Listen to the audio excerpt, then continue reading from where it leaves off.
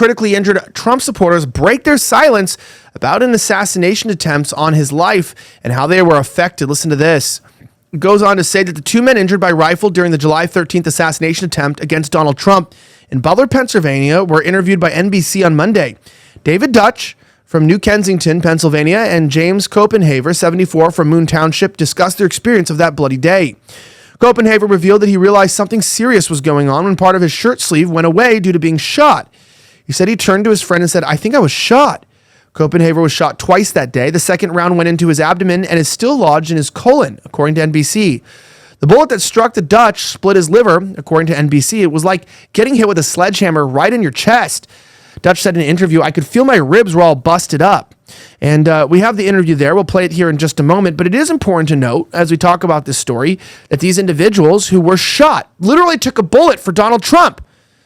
I mean, we've got to live in a situation where these gentlemen, we're living in a time where they are literal almost or near martyrs. And it's quite interesting as we talk about this, that this interview is quite extensive. Check this out. Here is a clip from it, but you're going to have to watch it with me. Check it out. More mad about it than anything. I mean, I was in the service, went through a war, didn't even get a scratch, and then you go to a rally and you get shot in a crowd. What were you mad about? The security, the fact they tried to shoot the president, shot into a defenseless crowd. That Pennsylvania residents David Dutch and Jim Copenhaver didn't know each other until they became linked by tragedy.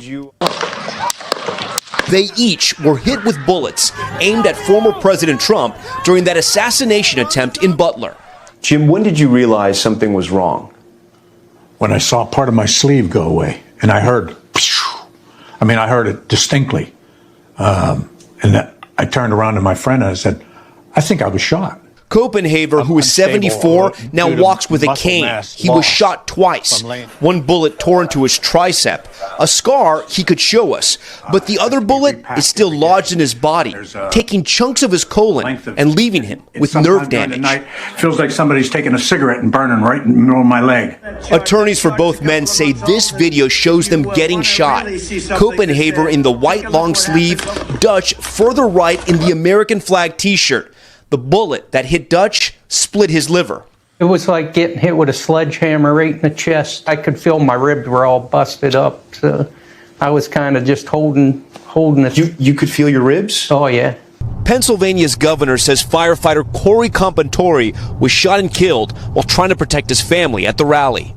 Congress and the Secret Service are now investigating. The head of the Secret Service resigned. The agency has called Butler a failure, acknowledging communication breakdowns. Did the Secret Service fail former President Trump and fail you that day? Oh, yes. Big time. It was a rush job, you know. It was put together too quickly, and they skipped steps.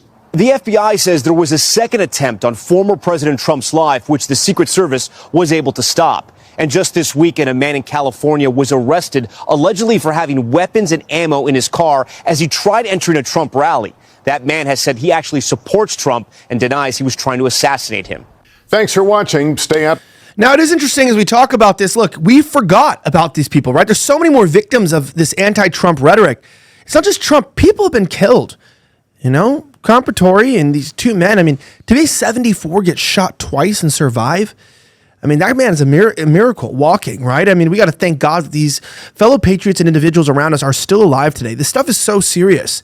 You got to remember that, you know, you think you support Trump. These guys gave, you know, their safety and their peace. And while we mourn with Comperatore and we know that his wife and the rest of his family are honored by Trump and there's been funds raised for them, money doesn't replace people.